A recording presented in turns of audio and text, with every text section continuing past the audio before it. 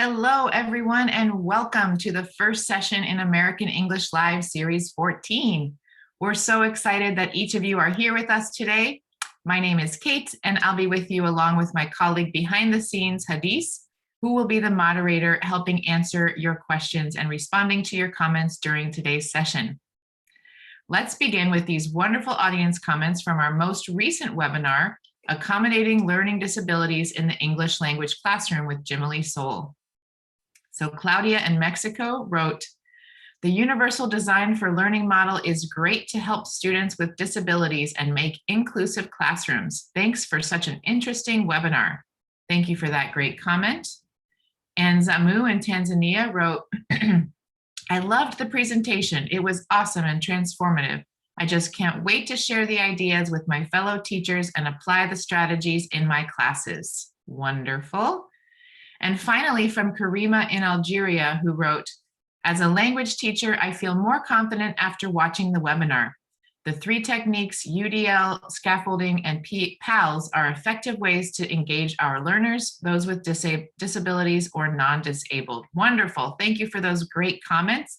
We love to see our teacher participants actively engaged in professional development. So please continue to share your thoughts about our webinars by offering feedback through the end of session quiz or by emailing your ideas and thoughts to americanenglishwebinars@fhi360.org. We hope to feature one of your comments during the next webinar. So throughout Series 14, we will explore the theme of social emotional learning, SEL, multi-level classes, and for specific purposes, teaching about climate change in the EFL classroom. We hope you will be able to use the practical ideas we share. Are you eagerly awaiting one of these sessions? Let us know in the chat. So here's what to expect today. The session is about 60 minutes long. The presenters will present the material, and I, as your host, will ask questions and make comments too. But we really hope to hear from you, our audience, so that we can address your ideas and experiences. Please share your thoughts using the comments feature or chat box. And when our session comes to a close, you'll have an opportunity to receive a digital badge for your participation. At the end of the webinar, we'll share a link in the comments. Click on that link and complete a short quiz about today's session. You must answer 2 out of 3 multiple choice questions correctly. Once you've successfully passed the quiz, you can expect to receive your badge via email within about a week. And before we begin, we want to make sure you are aware of our free, self-paced, massive open online course, TESOL Methodology. This course has something to offer trainee teachers, newly certified educators, and experienced professionals. All will explore what effective ELT practices look like in the 21st century.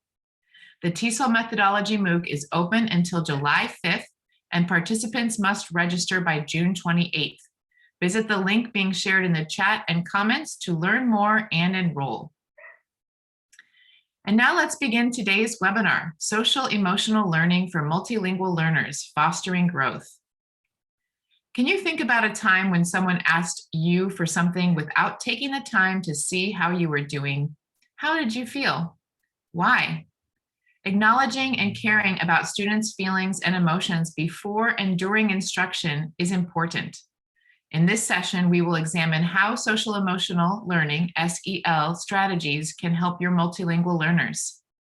After establishing background definitions and knowledge about SEL concepts for English learners, we will explore classroom and online activities that enable English language learners to develop SEL competencies and examine a lesson template that integrates SEL for multilingual learners.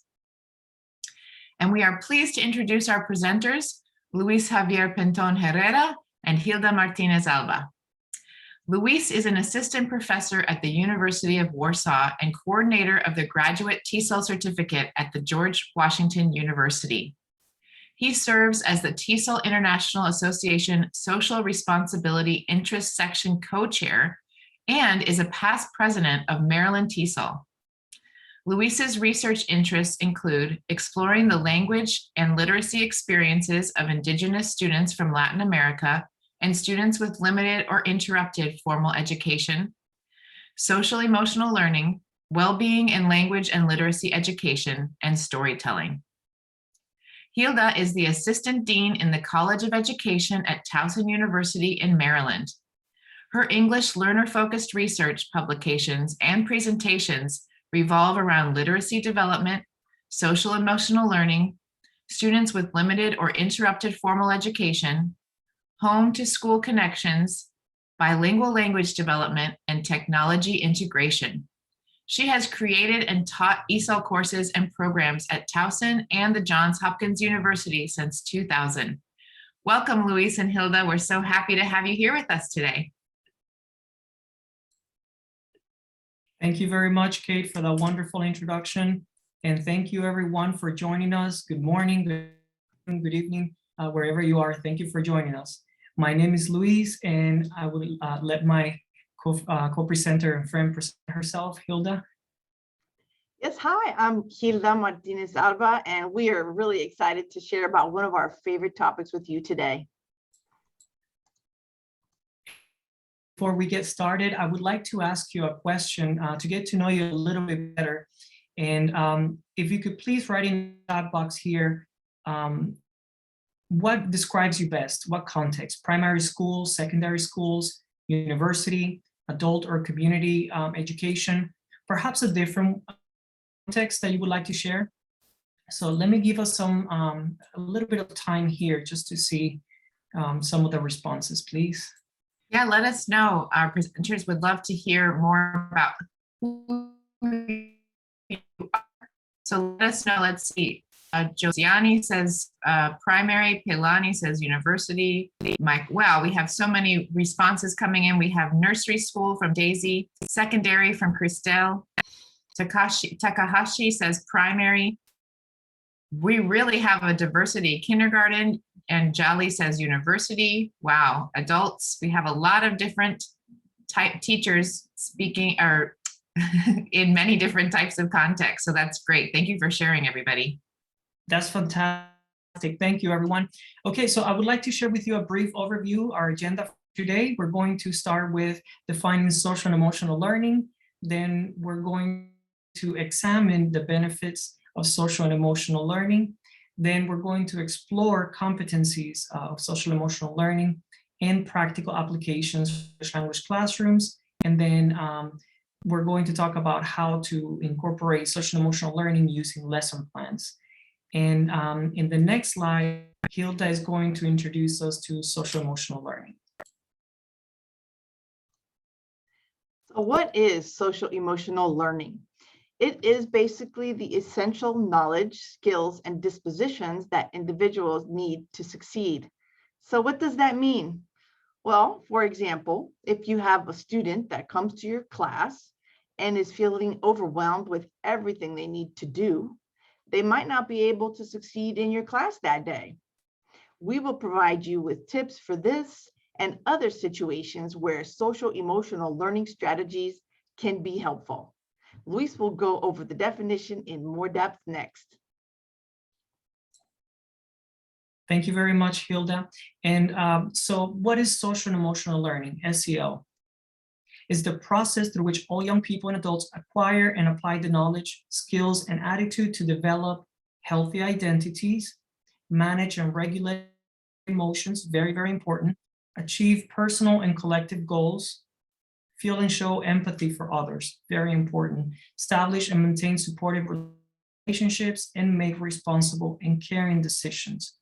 Some people would say that all teaching is social emotional teaching.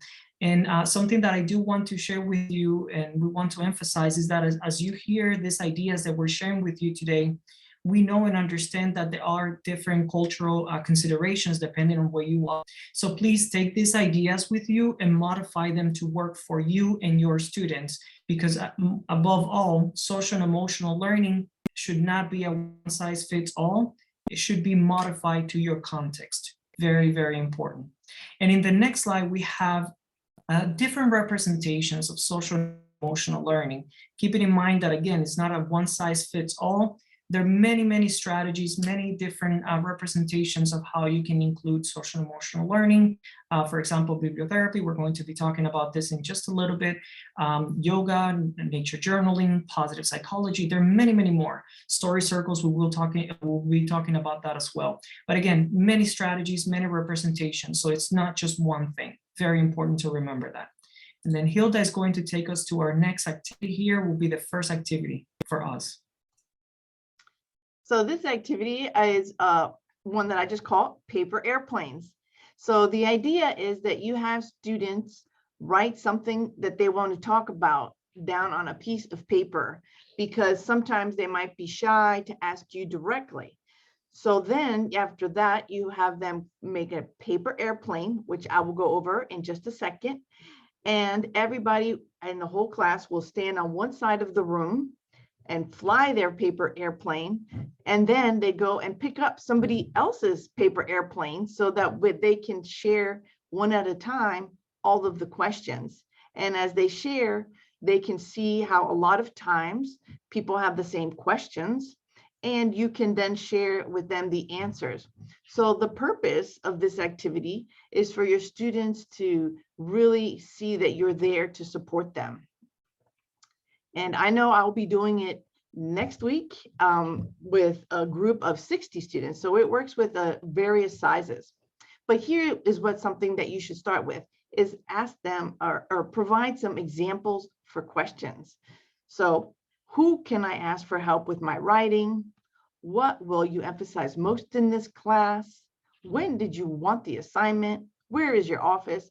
These are some questions that you can share as examples. And then what you would do is you would write it on the top of your paper. So here I have the paper with the question on the top. And you would model for them how to make the airplane. So first you would, as you see in number 1, fold the paper in long ways. Then you open it up. That makes a crease in the middle, so that you can then fold down the top corner. In number 3, you see that you fold the other side down to the crease. And in number 4, you fold the paper down the middle. In number 5, you fold down half of one side. And in number 6, you see that you fold down the other half. And there you have your airplane. So you could try to throw it with your students when it's time for them to throw it and ask questions. You could ask them a question too. This is wonderful. We have a lot of comments coming in about how students would love this activity. I'm looking over here at some of the comments. And we had one question. Do students write their name on these paper airplanes? So you could do it either way. I always tell students, if you want to write your name, you could, but you don't have to. And that way they can, be anonymous if they are shy about the question. Awesome. And we have one comment from Kain, who says, I'm doing it right now. He's making his paper airplane. So that's awesome. Yeah, and students, I have found I have done this multiple times, and every single time they really enjoyed this activity. And it amazes me how many students have never made paper airplanes. So, even adults. So with your large classes, what I have done is I'll break them up into chunks. So I might have 10 to 15 students at a time throw their airplanes and then pick them up, ask the questions, and then repeat. And if I have a class of 20, 25, we could all do it at the same time. And so for your different proficiency levels, you could provide examples of questions that would be appropriate for them based on their age and based on their level of English. And if you have an online class, you could have them submit the questions through the group chat, or on a Padlet, everybody can submit their questions. So the language focus for this would be the who, what, when, where questions. And you could have them focus on practicing present and future tenses for their questions, so that it's questions of things that they need to do now versus things they need to do in the future. So Luis will be talking to you about the next activity. Thank you, Hilda. And this is one of my most favorite activities, bibliotherapy. And bibliotherapy is defined as the use of literature to promote mental health. But it's very important to know that this idea of literature, the word is used as in the broadest possible perspective, broadest possible definition. So it could be anything, not necessarily when we think about literature, perhaps we think about Shakespeare and things like that, but it's, again, the broadest definition. And in the next slide, I'll share with you an example of something that I used to do with my students for bibliotherapy. So this is an example of how I used to use bibliotherapy with my students, and I would often teach level 1 students. So again, remember to modify to your students' levels, to their needs, and also depends on the topic that you're talking about.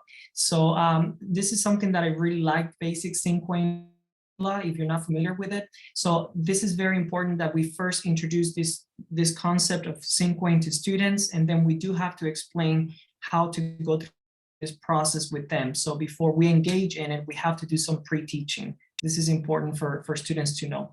But then line 1, it will be 1 noun, line 2, 2 adjectives, line 3, 3 verbs ending in ing, line 4, a phrase or sentence about the subject, and then line 5, a synonym for the noun, line 1. So again, you can modify if you're teaching more advanced learners, perhaps make it a little bit more complicated for them. But this is here on the left, on the right-hand side, this is a Cinquain example that I wrote. I hope you like it. It's English, beautiful, difficult, speaking, listening, learning.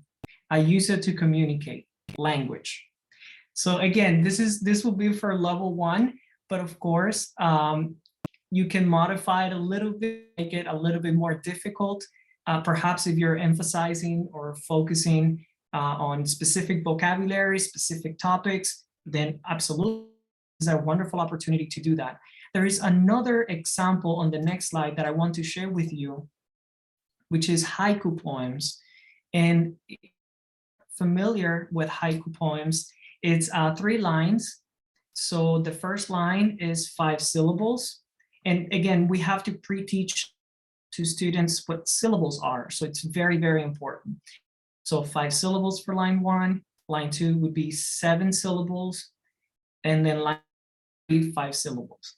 So this is another example that I created here. I hope you like it because we're talking about English and languages. So of course, that's the topic. Language and love, all speaking together now, laughing with much joy. So it's very, very important to, in liking these ideas, it's very important to modify it to your level, to your students' levels. It's really, these activities with bibliotherapy are truly wonderful because they're very flexible. And you can modify it in many, many ways. This is wonderful. I want to share a couple of very nice comments from our audience. Let's see, Shazade says, I am new here and it seems very useful. I love creative teaching. I'm lucky to be here. And of course, we see many people saying, wonderful poem. I love this. Haiku is great, etc. And Elizabeth says, this would be great for small groups in classes, which is a nice idea. So thanks for those nice comments, everyone.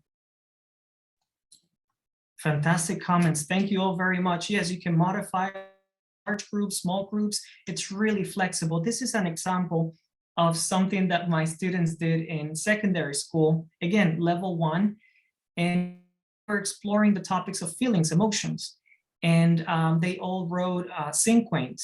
And then what we did was a feelings board. So feelings just really one of the classroom walls, and we made it into the feelings board. And then each of them, I asked them to think about a feeling and emotion that they were dealing with, struggling with, that they wanted to talk about or explore a little bit deeper. And then I to write a Cinquain about this. And I told them, you have full artistic, creativity. You can do anything you like with your Cinquain. So as you can see here, beautiful drawings. They were very, very creative and they enjoyed it very, very much. we were actually practicing the present progressive ing. Perfect for them because they use ing, which is line one of the lines there, if you remember, would be line 3 verbs ending in ing. So they used it for this particular activity, and this is a picture. So I hope you find it helpful and you can use it with your students.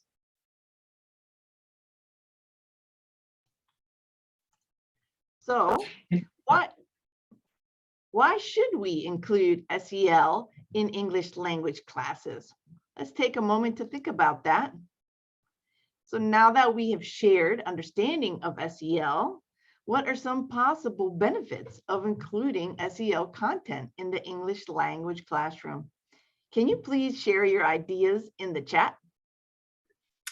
Yes, please let us know. And I'm looking at 2 screens today, so that's why I'm looking over here. What do you think, everybody? What are some possible benefits of including SEL content in the English language classroom? What do you think, everybody? And let's see, Olga has a nice answer: to enhance emotional intelligence. Wonderful. What are some other ideas? For motivation, from another Hilda, Hilda Argote.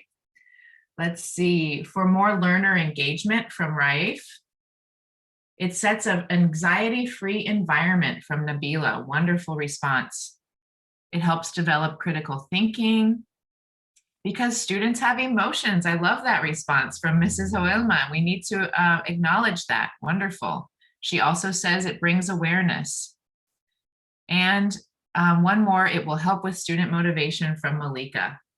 Wonderful. And so many other wonderful comments. I wish I could read them all, but we'll go ahead and continue on. Thanks, everyone. Yes, thank you for sharing. That really leads us into the next slide about emotions and well-being in formal education. Because as one of you mentioned, we can't set apart our emotions. We come to school, we come to work, and we bring with us the emotions. They affect our participation, our teaching, our learning, and our academic success. So here in the next slide, I have an example of something that is, something to consider. If the students can perform well on their math, science, history, and English tests, but they can't seem to get along with their peers, they can't work through stress, are they going to be successful in life? So as teachers, we want our students to succeed in our classes, in our content, but we want them to be able to be successful all around. So just something to think about as we continue with sharing SEL competencies and practical activities for you to do in your classes. So Luis will share about TESOL's SEL competencies. Thank you very much, Hilda. We have introduced social and emotional learning. We would like to share with you TESOL's social emotional learning competencies. TESOL is one of the most popular frameworks out there, and TESOL stands for Collaborative for Academic, Social, and Emotional Learning. And they usually prioritize 5 competencies, which are the ones that we're going to talk about today. The first one, self-awareness. The second one, self-management, social awareness. Relationship skills is the 4th one. And then lastly, responsible decision-making. So let's get started with the first one, self-awareness. Awareness is identifying one's emotions, understanding our own emotions, right? How do I feel?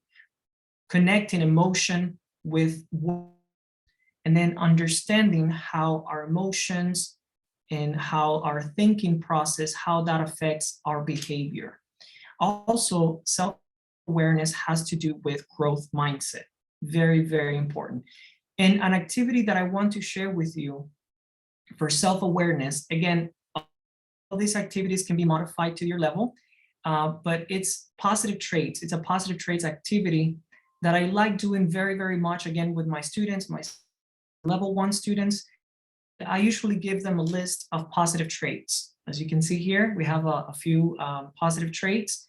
And then I give them a sentence starter. I am, they have to choose a positive trait, because, and then complete the sentence. I would like to invite all of you actually to complete this sentence for us here in the chat box. I am, please use a positive trait because incomplete. And so if we can give us a few seconds to complete some sentences here. Yes, we're so excited to see your sentences, everyone. So go ahead and write in the chat box, I am something because something, and you can choose one of these positive traits or another positive trait too. Let's see. I am skilled because I never stop learning. Wonderful. Very nice. I am happy because I am joining you today. I am hardworking because I am here to attend this webinar. Woohoo! We love our participants always learning more and more by joining this. I am happy because I'm learning something new from Baisana. What a nice one. I am motivated because I love teaching students. I think we all feel that way. That's why we are in this profession. Let's see. I am generous because I love people. Very nice. I am happy because I am learning how to teach the English language from Jose. I am motivated because I enjoy what I do. Absolutely, from Daniel. I am organized because I have all things in order. Wow, I need some tips from you, Maria Isabel. I am grateful because I am blessed, from Valeria. I am humble because I am here to learn more. And one more, I am creative because I'm an artistic teacher, from Luisa. Awesome, wonderful responses, everybody. Thank you so much for sharing. Thank you all very much for sharing indeed.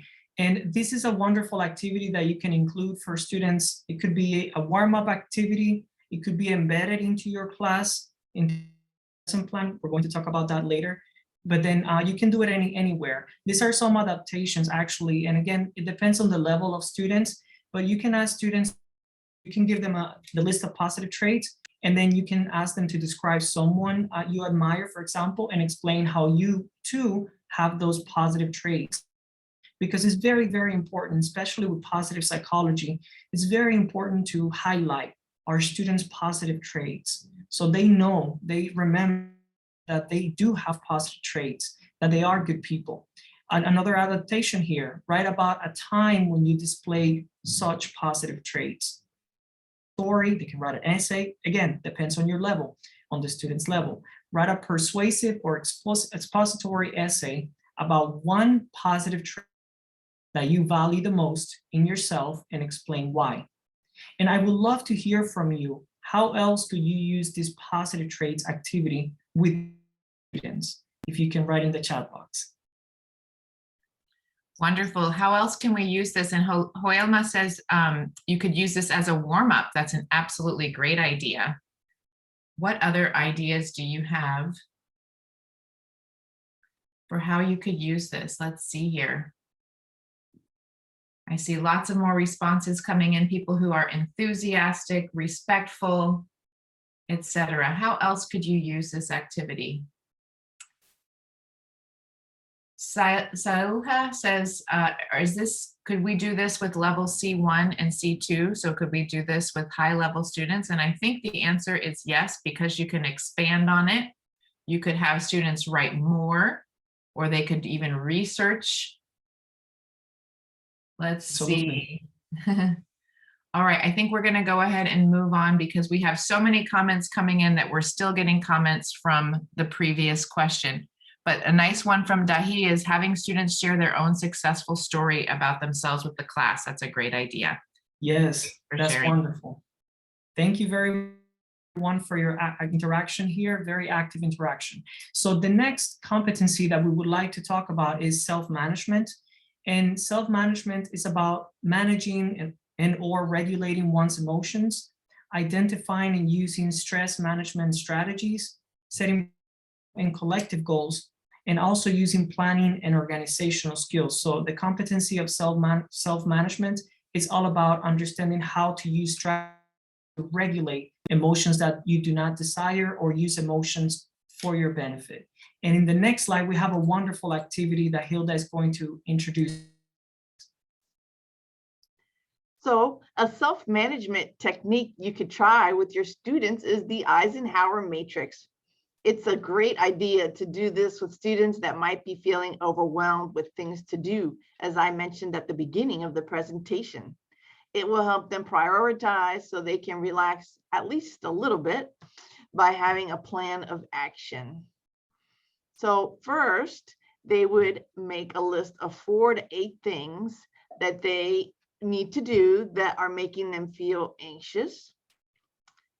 For step 2, you would provide some examples. So for example, you might say, oh, clean the house, study for a test, finish a report that is due next week, plan a party for a relative. So these examples are ones that you would provide for older students, but you could, modify for younger students by having them write short phrases, and they might say clean their room or their area instead of the house, or maybe they'll say they want to plan to meet with their friends rather than plan for a party. Then you could have students in small groups explain to the classmates how they plan to prioritize their items using the Eisenhower matrix. So you want to make sure that you give them time to talk about their concerns with their peers. This will not only help them prioritize, but will also help them realize that we all have things that make us stressed. And we can talk to each other and maybe realize that we have the same issues causing stress.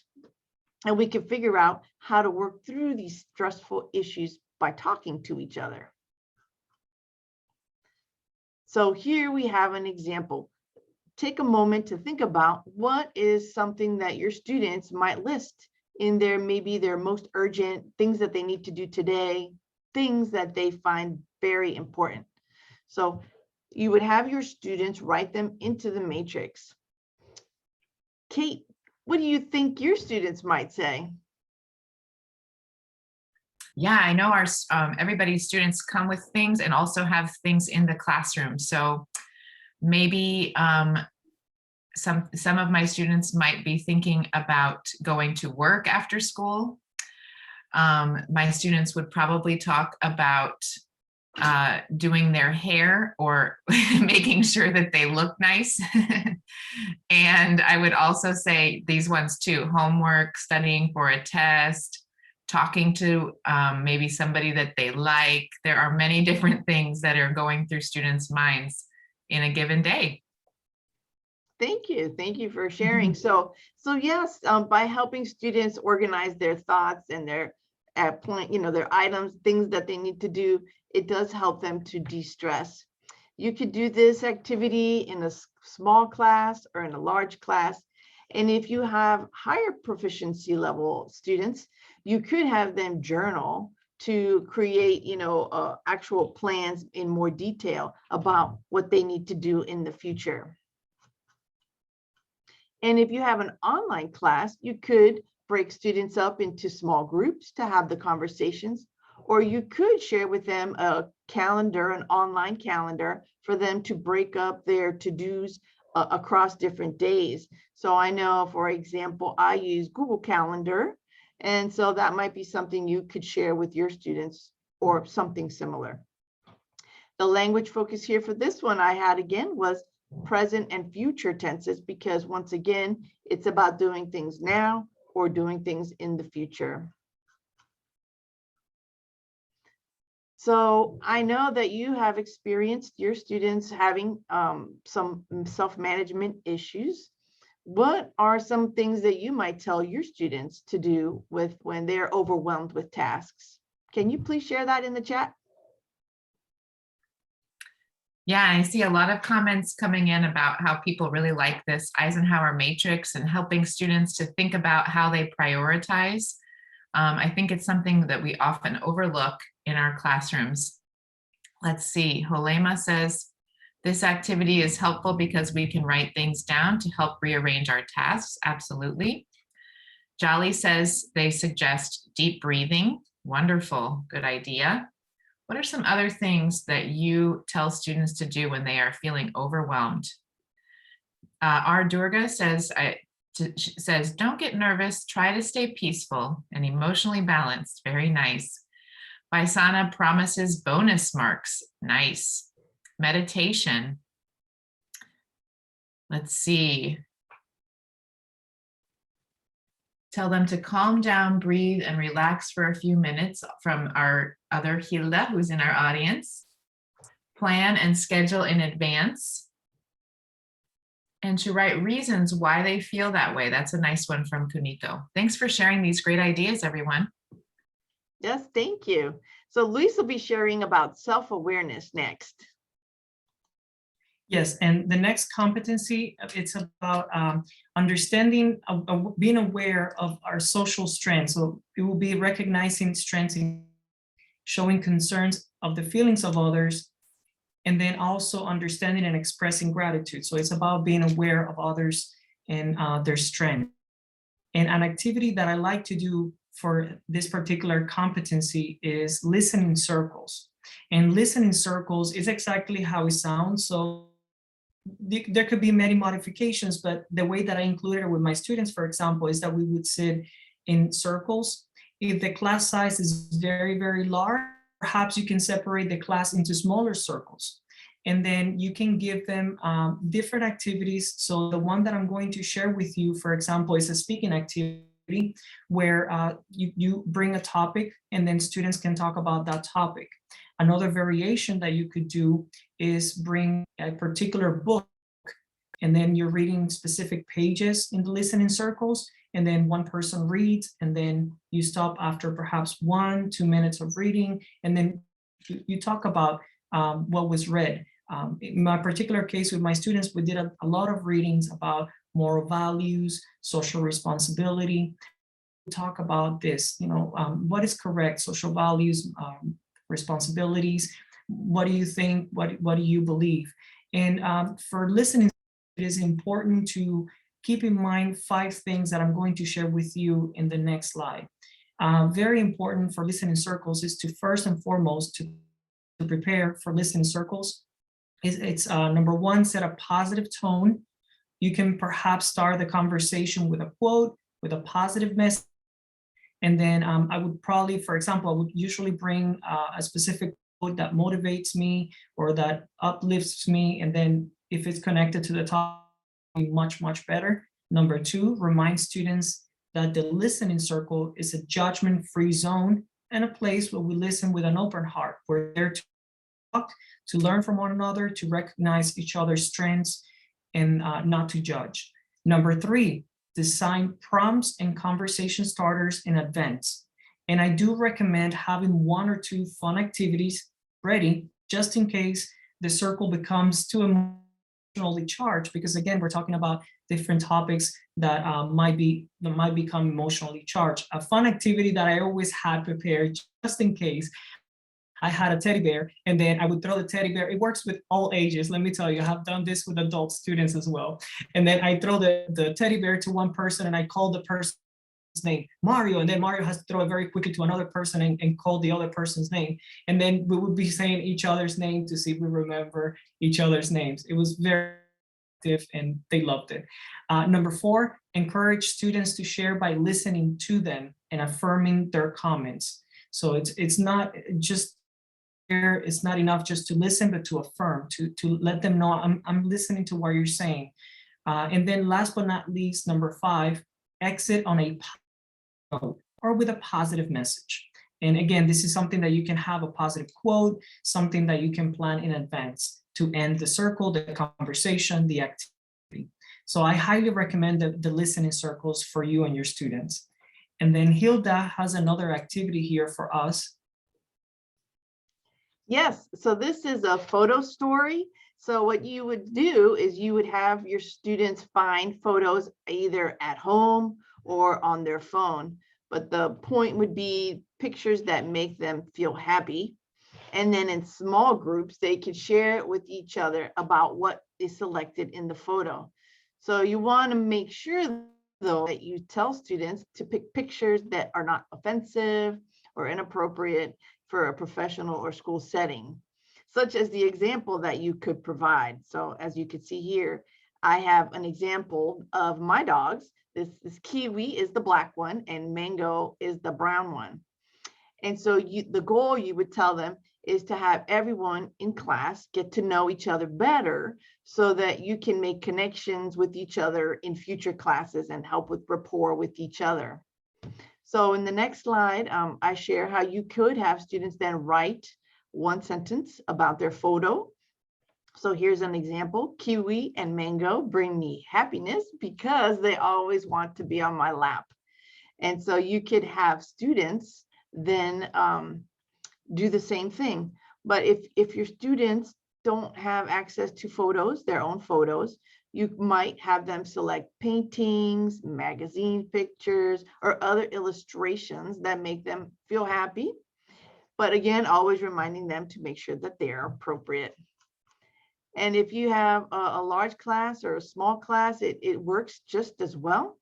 With your beginning students, you would want to have just 1 or 2 sentences at the most. But with your higher level English proficiency students, you could definitely have them write a whole story about their picture. I know this is another one that every time I do with my students, they get really excited about sharing a picture that they have that makes them happy. Now, if you have an online class, you could once again have them break into small groups to talk, or you could have them post their sentences into a Google Jamboard or something similar where they can all see the sentences at the same time. And for a language focus, something you could consider is reading fluency. So you could have the students practice silently or out loud on their own, rereading their sentence or their paragraph or their story, depending on what you had them do. And then they could focus on pacing and emphasizing their words to show emotion. So Luis will talk next about how to build relationship skills. Thank you very much, Hilda. Great, and we have some really nice comments. Oh, sorry, we have some really nice comments. I'll read them very quickly. Social awareness is being responsible and respectful of others' opinions and views. That's from Elizabeth. Karima really liked the idea of the listening circle. Joelma says, these activities are wonderful and fun. I want to start using them right away. And Karima suggests we could even do a collage, like you could do a lot of photos on a poster. Good idea. All right, thanks everyone. Wonderful ideas. Thank you, everyone. And the next competency that we have is skills. And relationship skills is all about coming together, teamwork, collaboration, resolving conflicts constructively, also about communicating effectively with others, and demonstrating cultural competency, which is very, very important, especially in the global reality that we're living today.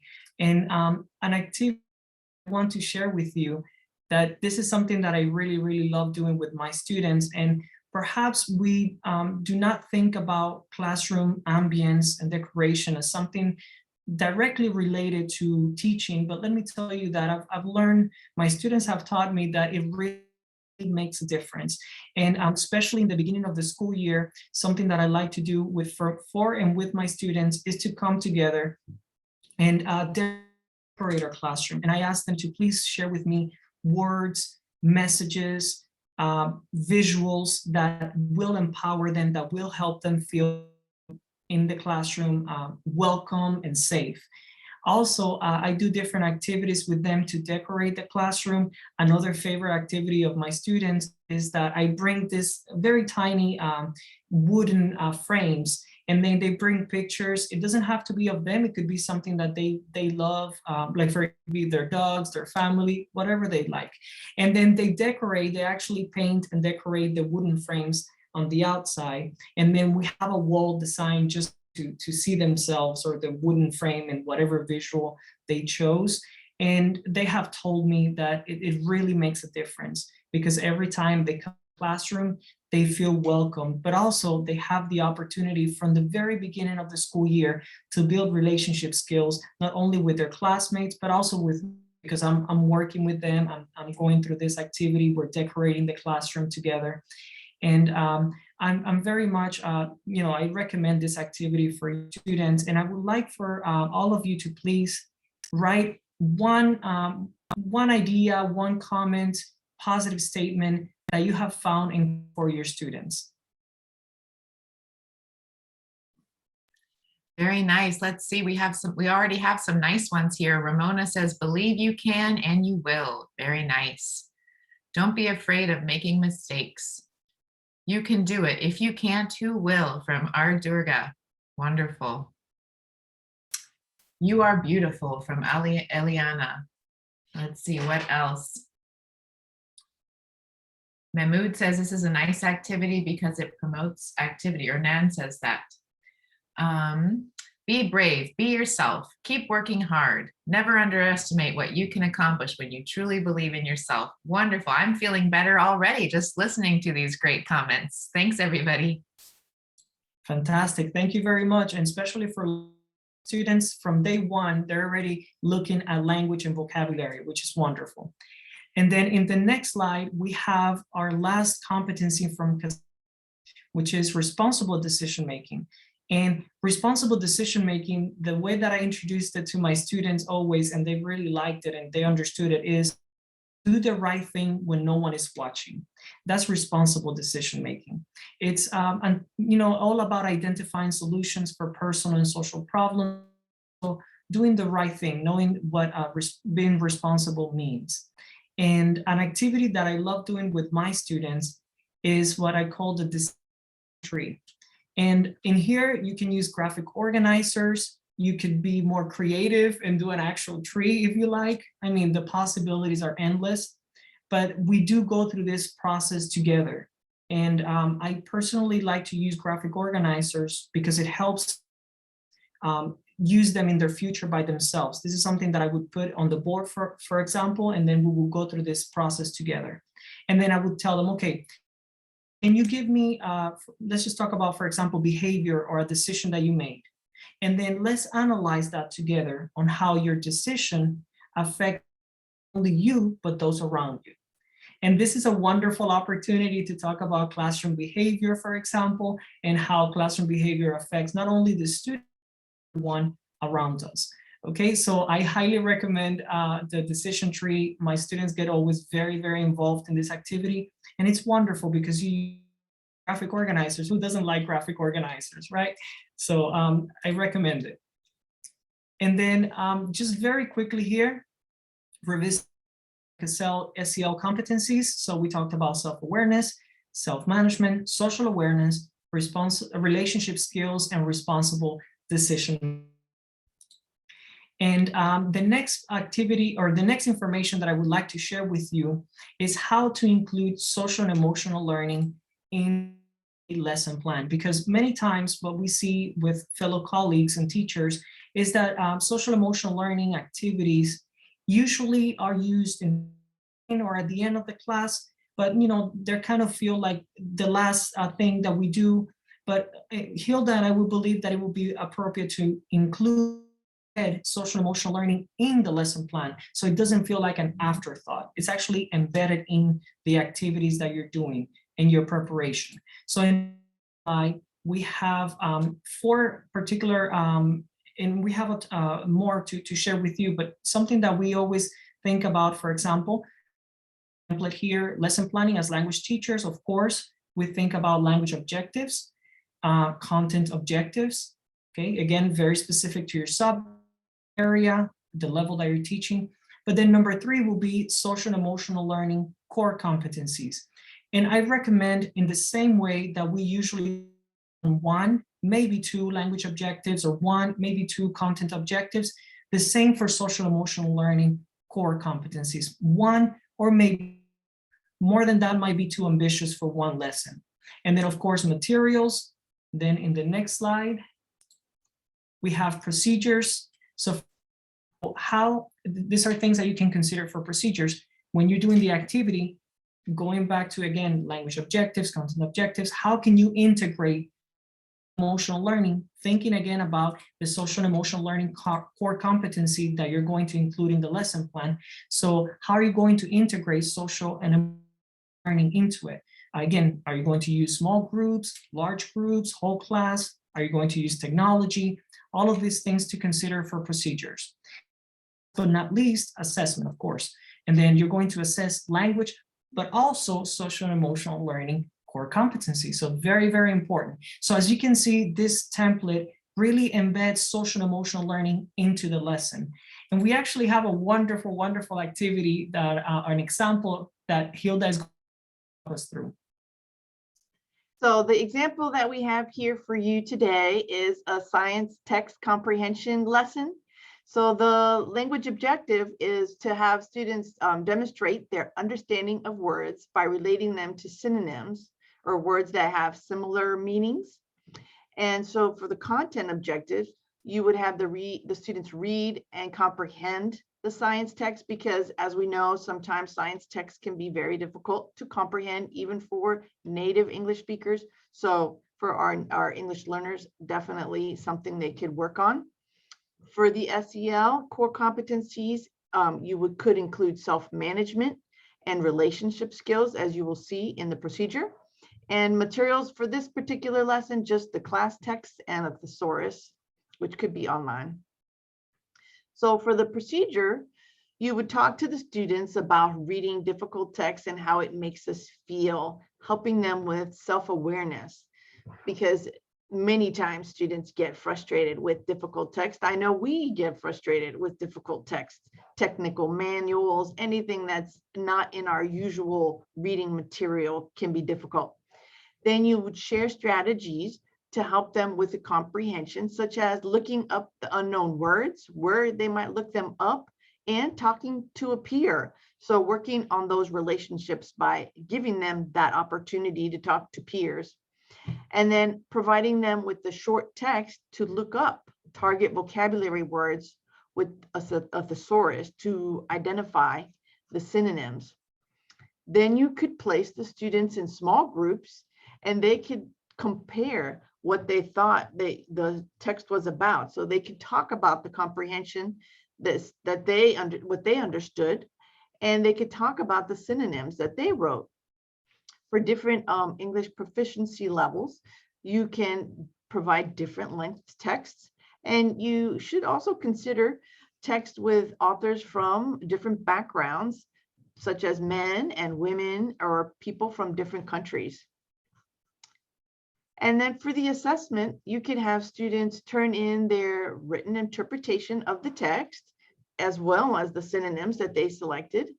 And then in small groups, you can have them talk about how they felt having the opportunity to talk about what they comprehended as a group, as opposed to having to do this all by themselves and not getting the chance to talk with their peers about what they thought that the content was about. So you could have one student take notes for the group to talk about those feelings. And for younger students, you can have them just draw a happy face or a sad face to demonstrate how they felt about getting to talk about the comprehension with their peers. So Luis will just wrap it up. Thank you very much, Hilda.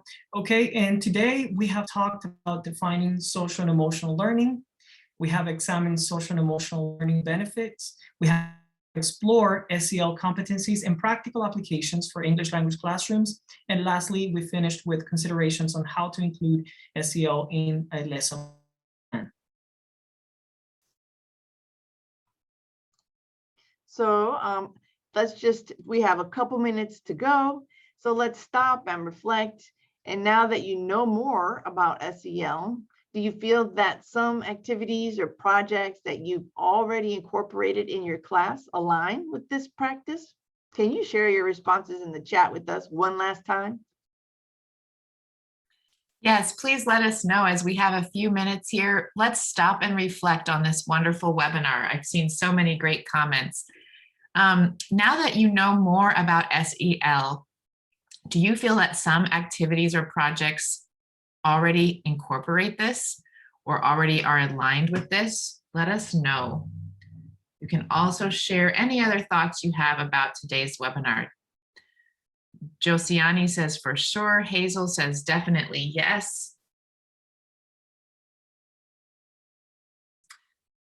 Let's see. Bedro says yes. Elvina says, I got perfect ideas. Thank you. I see many other people saying thank you, like Edilberta Takami says definitely that they incorporate this. Absolutely from Takahashi. I think these activities will help my students, especially those who are reserved.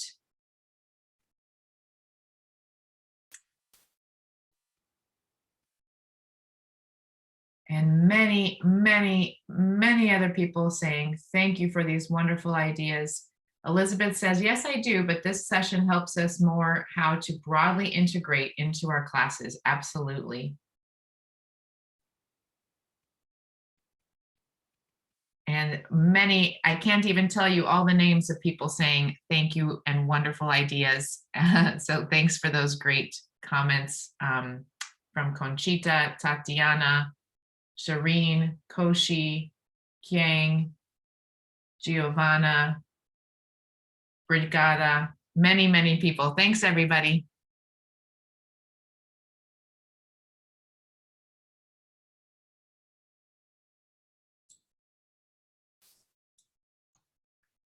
Well, thank you so much for attending our webinar today. We really enjoyed having this time with you. Thank you, everyone. Thank you so much, Luis and Hilda, for sharing those engaging activities, for helping our students develop their social and emotional awareness. This was a wonderful kickstart to our series, Series 14. And I think these ideas can truly support both personal and academic success. So thank you so much. And we'd also like to thank you, our audience, for your engagement and participation today. Please continue to share your ideas through social media or with your viewing groups after the session ends.